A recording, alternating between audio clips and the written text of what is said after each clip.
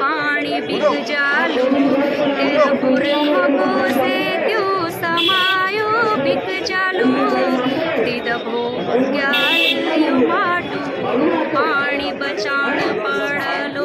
मतलब ये मैसेज है कि जो हमारा भूमि किसी टीवी चैनल ने नहीं बताया। इनके दो गुट बन चुके हैं, एक सरकार के साथ और एक सरकार के खिलाफ। कोई भी बताना नहीं चाहता। अभी आप लद्दाख में देखेंगे इतनी सारी वहाँ घटनाएं चल रही हैं, वो भी कुछ नहीं बताएंगे। ये भी नहीं बताएंगे टीवी वाले, ये हमारे लोकल चैनल बताएंगे। हमारी जो मीडिया पूरी अपने देश का स्तंभ माना जाता है, पर मीडिया अब बिक चुकी है। तो इसलिए हमें चाहिए एक निष्पक्ष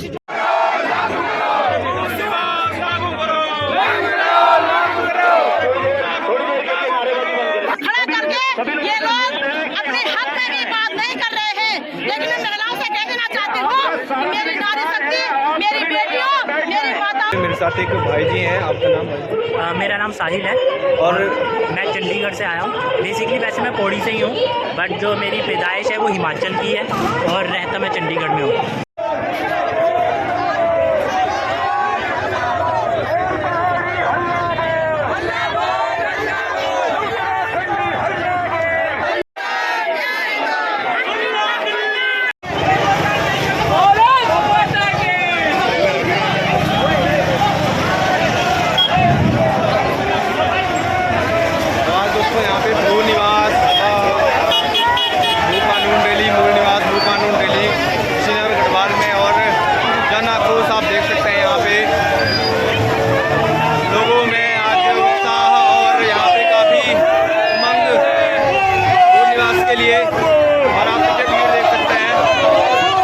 अंकिता भंडारी हत्याकांड यहाँ पे जो हुआ था, उसके लिए न्याय के लिए यहाँ पे लोग बाहर आए हुए हैं।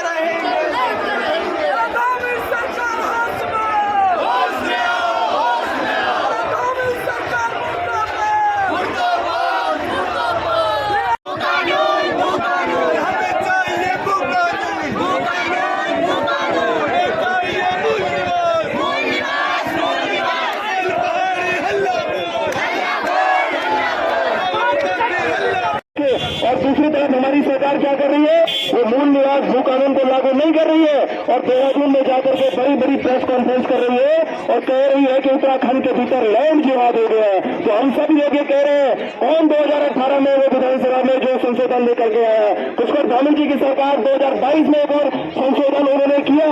2018 में क्या संशोधन हुआ, थोड़ा सा मैं आप उस बात को मैं आप सब लोगों से कहना चाहता हूँ।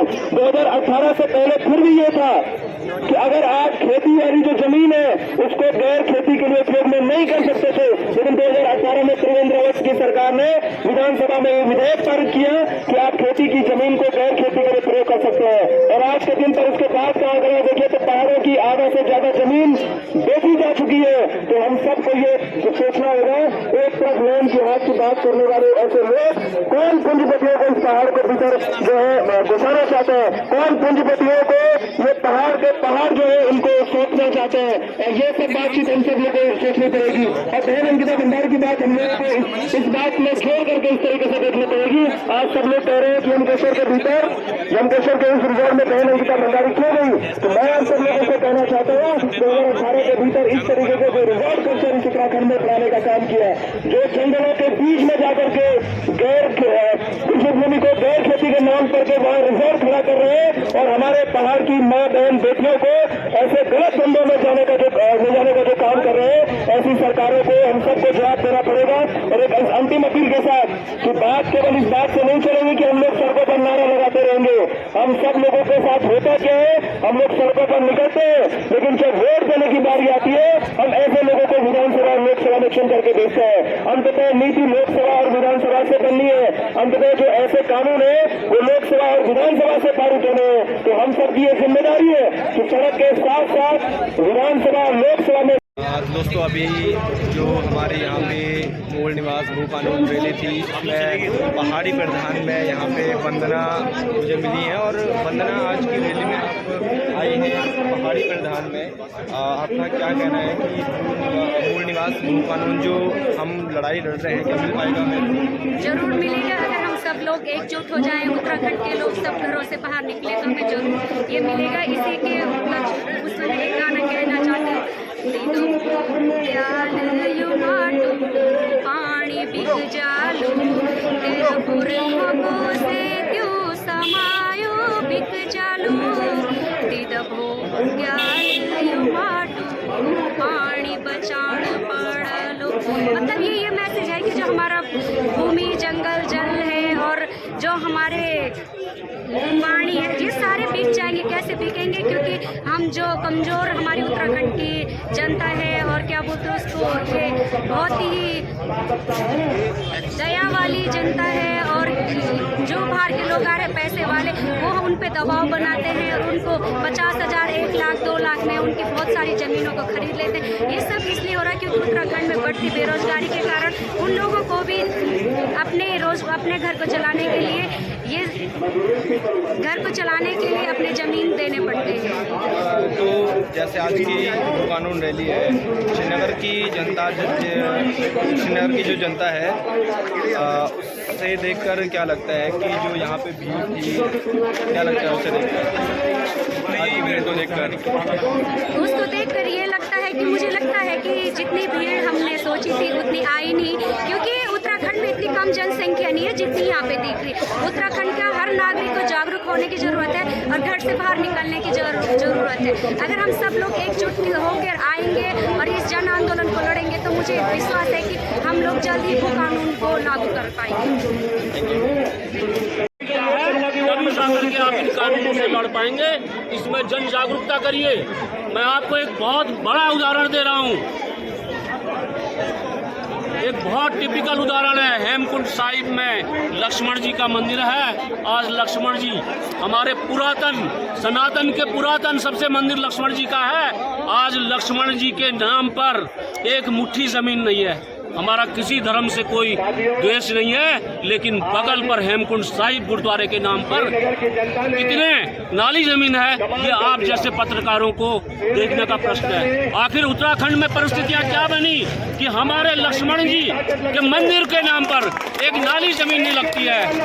और जो हमसे देर में इस प्रदेश में आए, इस देश में आए, धार्मिक रूप से उनकी परंपरा देर में शुरू हुई, 40s में शुरू हुई, 50s में शुरू हुई, उनके नाम पर जमीनें लग गई। बिल्कुल, चलिए बहुत बहुत धन्यवाद आपका। रावत जी थे हमारे पास, और लोगों से भी बात करते हैं। जो कोई कह रहा है ये कांग्रेस की रैली है, कोई कह रहा है ये उस दल की रैली है, कोई कह रहा है कि कांग्रेस द्वारा फंडित है।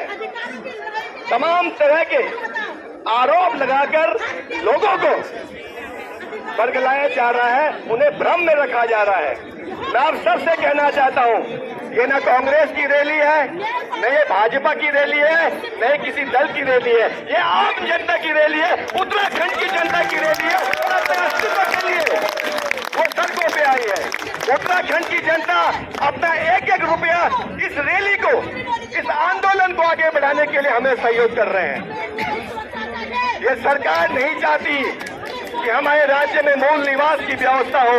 आप जानते हैं, अगर मूल निवास की व्यवस्था इस राज्य में लागू हो जाती है तो उनके जो बाहर के माफिया इस राज्य में आगे हैं, जो हमारे संसाधनों को लूट रहे हैं, जो हमारी नौकरियां खा जा रहे हैं, जो हमारी जमीनों पर कब्जा कर रहे हैं, जो हमारे हर तरह के रिसोर्सेज को अपने नाम कर रहे हैं, तो इनका ये धंधा बंद हो जाएगा। मूल निवास लागू होता है तो ये कभी नहीं चाहेंगे। पॉलिसी के नाम पे महिला के विरोध खड़ा करके ये लोग अपने हक में भी बात नहीं कर रहे हैं। लेकिन मैं महिलाओं से कह देना चाहती हूँ, मेरी नारी शक्ति, मेरी बेटियों, मेरी माताओं, मेरे बहनों, आपसे निवेदन है कि इन सरकारों के चंगुल में ना फंसे। ये तुम्हें प्रथाओं के नाम पे फंसाना चाहते हैं ताकि तुम अपने अधिकारों की लड़ाई ना उठा सको। लेकिन आपका अस्तित्व संपूर्ण मानव समाज है। आप अपना अस्तित्व ना भूले, अपने अधिकारों की लड़ाई लड़े। आपका अधिकार सुरक्षा रहना है, न्याय पाना है, शिक्षित होना है, स्वास्थ्य पाना है, रोजगार पाना है। हमारे प्रधानमंत्री मोदी जी कहते हैं कि पूरा देश मेरा परिवार है। तो प्रधानमंत्री से पूछना चाहती हूँ कि आपने अपनी परिवार की बेटी की हत्या अपने मंत्री के बेटे से क्यों करवाई? यदि पूरा देश आपका परिवार है तो आपने मणिपुर में अपने परिवार की बेटी को निरस्तर क्यों घुमाया? यदि पूरा देश आपका परिवार है तो आपने महिला पहलवानों को सड़कों पे निरस्तर क्यों घुमाया? और अपने ही सांसद ब्रजभूषण द्वारा उनका यौन शोषण क्यों करवाया? आपको शर्म नहीं आती?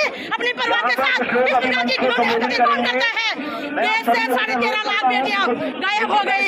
मैं प्रधानमंत्री से पूछना चाहती हूँ कि आपने अपने देश की बेटियों को गायब क्यों करवाया? आप क्या कर रहे थे?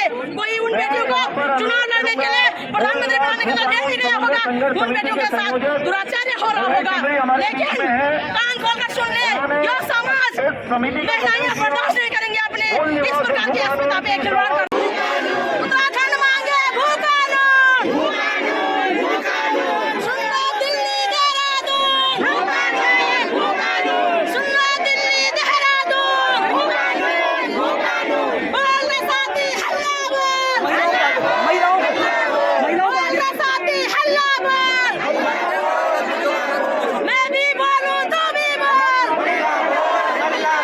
बेटी अंकिता को न्याय दो। मेरे साथ एक भाई जी हैं, आपका नाम है?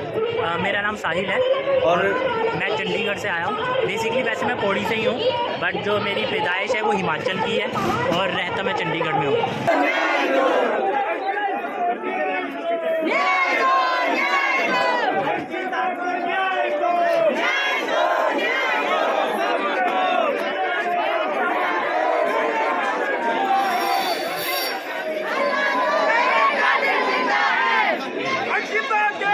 और मैं पहले देहरादून भी गया था, उसके बाद मैं दिल्ली गया, हल्द्वानी गया और आज श्रीनगर आया। श्रीनगर ये सोच के आया था कि यहाँ पे अंकिता के माता पिता भी हैं, तो यहाँ पे बहुत ज़्यादा जन सैलाब देखने को मिलेगा और हम ज़्यादा से ज़्यादा आगे यूथ को मैसेज दे सकेंगे। लेकिन हमारा उत्तराखंड का युवा और स्पेशली श्रीनगर का युवा बोलूँ तो सो रखा है, यहाँ के लोग सो रखे हैं और ये बहुत ही ज़्यादा शर्मिंदगी की बात है। भाई रुद्रप्रयाग से आए हैं, मैं चंडीगढ़ से आया हूँ, लेकिन श्रीनगर का युवा कहाँ है वो आपको वीडियो में दिख ही जाएगा। क्या लगता है आपको कि आज जो यहाँ पे रैली हुई है सरकार इससे जाग पाएगी? देखो, सरकार तो नहीं जाग पाएगी। जब आप देखो किसान आंदोलन में इतने किसान लगे हुए हैं और वहाँ पे कुछ एक्शन नहीं लिया जा रहा है, तो यहाँ पर तो ये अगर ये हाल रहेंगे तो कहाँ से जागेगी सरकार? कुछ भी नहीं, उनको फ़र्क नहीं पड़ता इतने चंद लोगों के इकट्ठे होने से, जब तक जन सैलाब ज़्यादा भारी मात्रा में नहीं आएगा। और अंकिता भंडारी हत्याकांड के बारे में अभी आप क्या कहना चाहेंगे? देखिए, अंकिता भंडारी हत्याकांड का हमें बहुत खेद हुआ और मैं उस टाइम पे भी जब ये हुआ था इंसिडेंट, तो मैं हेमकुंड साहिब की यात्रा में था। उसके बाद मैं उनके घर गया, मैं राइड करता हूँ बेसिकली चंडीगढ़ से, तो मैं उनके घर गया था। उनके माता पिता से बात हुई थी, तो उनके पापा के जो फ्रेंड थे वो देहरादून रहते थे। उन्होंने कहा था कि आप राइड करते हो तो आप राइड करके, उनकी मुद्दा ना नीचे मतलब कम हो रहा था ये, तो उन्होंने कहा मुद्दे को स्ट्रॉन्ग बनाने के लिए आप चंडीगढ़ से राइड लेके आओ और फिर फिर यहाँ के जो यूट्यूबर्स हैं उनको भी बोलो। तो जो यहाँ के रुद्रप्रयाग और केदार घाटी के यूट्यूबर्स हैं उन्होंने वीडियोस बनाए थे, कुछ तो रो भी रहे थे वीडियोस में, तो मैंने उसमें कमेंट किया कि ऐसे ऐसे हमारी बात हुई है और हम राइड प्लान कर रहे हैं, अगर आप हमें सपोर्ट करें। लेकिन हुआ क्या कि सबने कमेंट को लाइक करा लेकिन किसी ने भी रिप्लाई नहीं करा। एक कोटद्वार के भाई थे, उनके फादर साहब ने भी करा था उसमें रिप्लाई, लेकिन कोई भी यूट्यूबर्स ने नहीं करा। तो फिर मुझे ये हुआ कि मैं अकेला जाऊँगा, लोग चलो ठीक है 2-4 लोग बोल देंगे कि हाँ इस लड़के ने बोला, इसने करके दिखाया, पर उस 2-4 लोगों से क्या मैसेज जाता? कुछ नहीं जाता, उल्टा ये होता कि उससे गलत ही मैसेज जाता, क्योंकि कोई इकट्ठा तो हो नहीं रहा था उस टाइम पे, तो वो हमें कैंसिल करना पड़ा। तो मेरा बहुत मन था कि आज मैं यहाँ श्रीनगर आऊँ और जनसेल आपको रिकॉर्ड करूँ, लेकिन शर्मिंदगी महसूस हो रही है मुझे यहाँ पे आके श्रीनगर में, और श्रीनगर वालों तक ये वीडियो ज़रूर पहुँचे कि चंडीगढ़ से एक लड़का आया, उसको शर्मिंदगी महसूस हुई है तुम्हारे शहर में आके। बहुत बहुत धन्यवाद भाई जी, हमारे चंडीगढ़ से आए हैं और देख सकते हैं आप यहाँ श्रीनगर के लोग खुद यहाँ पे नहीं पहुँच रहे हैं, तो ये एक शर्मनाक बात है यहाँ पे।